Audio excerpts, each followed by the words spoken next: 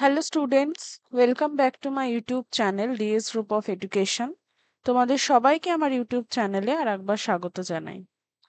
আমরা মূলত SLST nutrition অর্থাৎ ফার্স্ট যে এসএলএসটি নিউট্রিশন, সেই ফার্স্ট এসএলএসটি নিউট্রিশনের 2016 সালে যে সিলেবাস ছিল, সেই সিলেবাস ভিত্তিক কিছু টপিক কিন্তু আলোচনা করছি। অনেকে আমাকে লিখছো যে ম্যাডাম সিলেবাস ওয়াইজ আলোচনা করাতে। আলোচনাটা রয়েছে সবই, কিন্তু একটু অগোছালোভাবে রয়েছে। তোমরা যদি ক্লাসগুলো দেখো এবং সিলেবাসের সাথে মিলিয়ে নাও, আমার মনে হয় বুঝতে পারবে। দেখবে একটা টপিক রয়েছে ডায়াগনোসিস অফ পেপটিক আলসার, অর্থাৎ কোনো ব্যক্তির যদি পেপটিক আলসার হয় সেক্ষেত্রে আমরা কিভাবে সেটা বুঝবো, তার মানে কিভাবে আমরা ডায়াগনোসিস করব। তো চলো দেখে নেওয়া যাক। প্রথমত ডায়াগনোসিসের দিকে যাওয়ার আগে আমরা এটা জেনে নেব যে পেপটিক আলসার বলতে আমরা কি বুঝি। Peptic ulcers হচ্ছে basically open source that develop on the inner lining of the stomach or the upper part of the small intestine. অর্থাৎ এই যে পাকস্থলী রয়েছে এর যে ইনার মিউকাস লাইনিং এখানেও তৈরি হতে পারে, আবার যে স্মল ইন্টেস্টাইন রয়েছে ঠিক ডিওডেনামের যে লাইনিং রয়েছে সেখানেও কিন্তু ডেভেলপ করতে পারে। যদি স্টমাকে তৈরি হয় সেটাকে আমরা বলবো গ্যাস্ট্রিক আলসার, এবং যদি সেটা ডিওডেনামে তৈরি হয় তাহলে আমি সেটাকে বলবো ডিওডেনাল আলসার।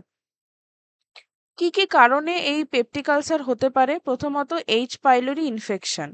এটা একটা কমন ব্যাকটেরিয়াল ইনফেকশন, যেটা কিনা যে স্টমাকের লাইনিংটা থাকে, যেই লাইনিংটা হেল্প করে আমাদেরকে অ্যাসিড এক্সেসিভ অ্যাসিড সিক্রেশনের দ্বারা ড্যামেজ হওয়ার থেকে, সেই লাইনিংটাকে ড্যামেজ করে দেয়।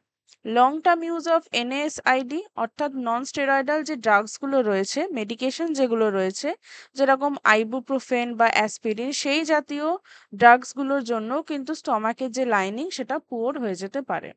এছাড়া অন্যান্য ফ্যাক্টরসের মধ্যে স্মোকিং, এক্সেসিভ অ্যালকোহল ইনটেক, তারপর স্ট্রেস, এবং এগুলো কিন্তু এর যে সিমটমস রয়েছে, পেপটিক আলসারের যে সিমটমস রয়েছে সেটাকে আরো তৈরি করে দেয়।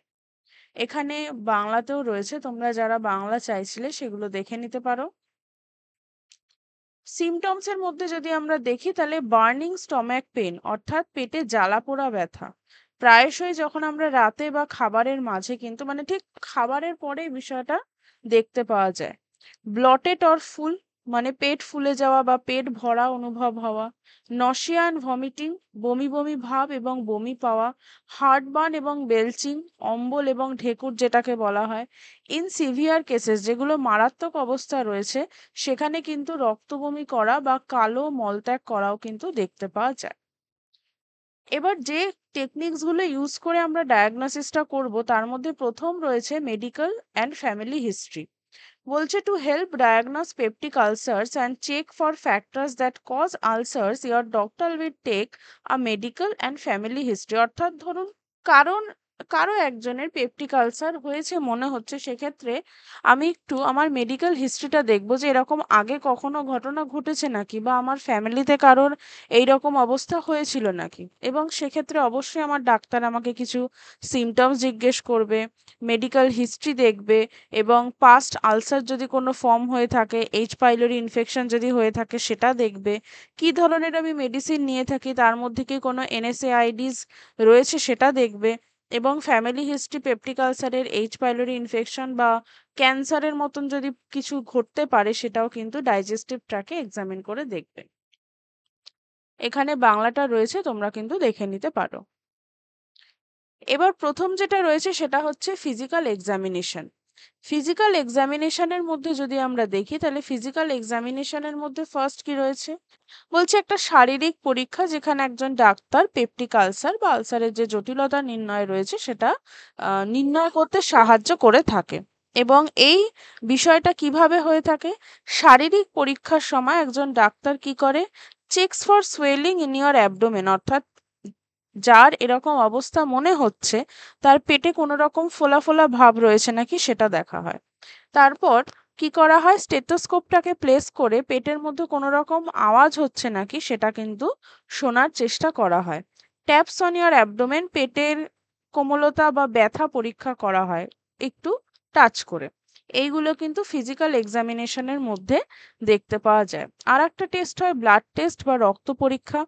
এক্ষেত্রে কি করা হয়, ডক্টরসরা কি করে, ব্লাড টেস্ট করে থাকে যে কোনো রকমের এইচ পাইলোরি ইনফেকশন হয়েছে নাকি এবং সেখান থেকে পেপটিক আলসারের মতন কমপ্লিকেশন ডেভেলপ করছে নাকি।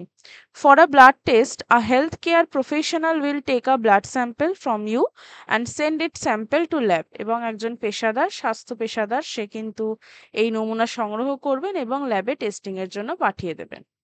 ইউরিয়া ব্রিথ টেস্ট বা ইউরিয়া শ্বাস পরীক্ষা, এটা কেমন হয়ে থাকে, doctors may use a urea breath test to check for H pylori infection. কিভাবে, you will swallow a capsule, একটা ক্যাপসুল দেওয়া হয় সেটাকে সোয়ালো করার জন্য বা আমরা যেটাকে বলে থাকি গিলে ফেলার জন্য। Liquid or pudding that contains urea labelled with a special carbon atom, অর্থাৎ এটা শুধুমাত্র যে একটা ক্যাপসুল দেওয়া হচ্ছে গিলে ফেলার জন্য তা না, এটা কোনো রকমের তরলও হতে পারে, মানে লিকুইডও হতে পারে, বা কোনো আমরা বলতে পারি পুডিং টাইপ কিছু হতে পারে, যেটা যেটা কার্বন পরমাণু দিয়ে লেবেলযুক্ত থাকে, মানে ইউরিয়া যুক্ত থাকে, এবং যেটাকে দেওয়া হয় এবং পেশেন্টকে বলা হয় যে আপনি এটা গিলে ফেলুন। তারপর কি হয়, বলছে এইচ পাইলোরি ইজ প্রেজেন্ট, যদি এইচ পাইলোরি উপস্থিত থাকে তাহলে bacteria will convert the urea into carbon dioxide.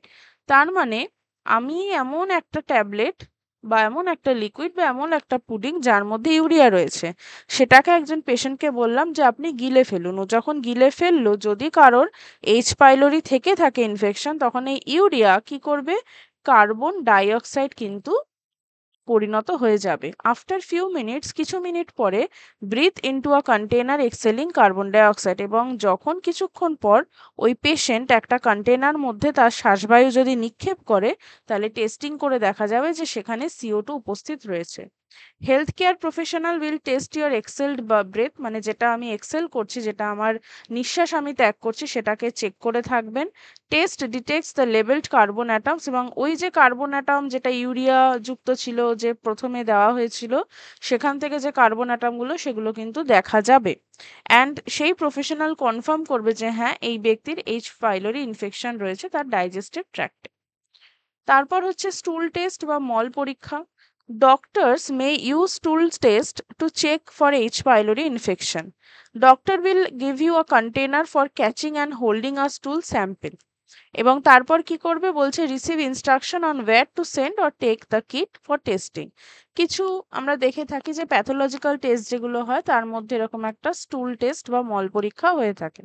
Doctor কি বলবেন, যে যে পেশেন্ট রয়েছে তার মলটাকে নিক্ষেপ করতে বলবেন এবং একটা স্যাম্পল হিসাবে ল্যাবে কিন্তু পাঠিয়ে দেবেন, সেখান থেকে টেস্টিংটা করা হবে। তারপর হচ্ছে আপার গ্যাস্ট্রোইন্টেস্টিনাল এন্ডোস্কোপি অ্যান্ড বায়োপসি। এটা কিভাবে করা হয়, এখানে তো একটা ছবির মাধ্যমে দেখানোই হয়েছে, কিন্তু আমরা একটু লেখাটা দেখে নেব। লেখাতে কি বলছে, বলছে doctors may order an upper GI endoscopy to confirm the diagnosis of peptic ulcer and try to find this cause. তাহলে ডাক্তার কি বলবে, এই কারণটা খুঁজে বের করার জন্য একটা এন্ডোস্কোপি কিন্তু করা হয়ে থাকে। For an upper GI endoscopy, যদি মানে আপার অ্যাবডোমেনের এন্ডোস্কোপি করা হয়, সেক্ষেত্রে ডাক্তার একটা এন্ডোস্কোপ ইউজ করবে, যে জিনিসটা ব্যবহারের মাধ্যমে, এটা এন্ডোস্কোপটা কি হয়, একটা flexible tube with a camera, এই যে আগের ছবিতে কিন্তু সেটা দেখানো হয়েছে। তারপর কি বলছে, বলছে during upper GI endoscopy a doctor obtains biopsies by passing an instrument through the endoscope to take small pieces of tissue from your stomach lining. এবং এই যখন এই যে বায়োপসিটা করা হবে, তখন একটা স্মল স্যাম্পেল কিন্তু নিয়ে থাকবে, যেটাকে বায়োপসি তে পাঠানো হবে। মানে আমি শুরু করেছিলাম এন্ডোস্কোপি দিয়ে, এবং তারপর সেখান থেকে একটু টিস্যু নিয়ে বায়োপসিতে পাঠানো হবে এবং দেখা হবে, বেসিক্যালি টিস্যু কালচার টেস্টিং এটাকে বলা হয়ে থাকে, দেখা হবে যে তার মধ্যে কোনো রকম ইনফেকশন রয়েছে নাকি। Upper GI series, in some cases doctors may order an upper GI series to help diagnose the peptic or ulcer complication. Upper GI সিরিজটা কি হয়, বেসিক্যালি একটা এক্সরের মাধ্যমে এবং একটা চকি লিকুইড যেটাকে সোয়ালো করতে বলা হয়, যেটার নাম হচ্ছে বেরিয়াম, এবং দেখা হয় আপার জিআই ট্র্যাককে। মোট কথা এক্ষেত্রেও ওই সেম আমরা যে টেকনিকটা দেখলাম ইউরিয়া টেস্টিংটা, সেরকমই হয়, কিন্তু এক্ষেত্রে ওটা এক্সরের মাধ্যমে কিন্তু দেখা হয়ে থাকে। তাহলে এই সমস্ত টেস্টিংগুলো আমরা ডায়াগনোসিসের জন্য হেল্প করে থাকি, এবং এইভাবে কিন্তু পেপটিক আলসারের ডায়াগনোসিস করা হয়। আজকের জন্য এই অবধি। পরবর্তী সপ্তাহের জন্য আবার একটি নতুন টপিক নিয়ে আমি চলে আসব, এবং কারোর যদি পেড ব্যাচে এনরোল করতে হয় বা শুধুমাত্র এই 2016 টপিকের যে ডিসকাশনটা পিডিএফ আকারে পেতে হয় বা যে কোনো রকমের নোটস বা মক টেস্ট পেতে হয়, তাহলে কিন্তু অবশ্যই নাম্বারে হোয়াটসঅ্যাপ করতে পারো বা এখানে মেল করতে পারো। পড়াশোনা করতে থাকো এবং কোনো রকম ডাউট হলে আমাকে ডেফিনেটলি জিজ্ঞেস করবে। Thank you for watching.